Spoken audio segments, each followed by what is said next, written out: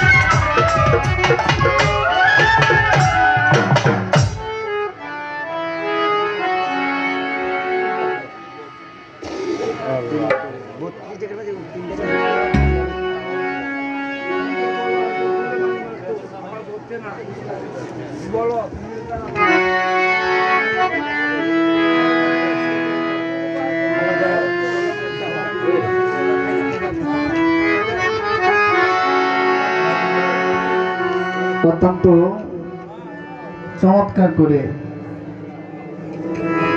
সুরেলা কণ্ঠে আমার বোন গান রাখলেন। যদিও রাত্র ভারী হয়েছে,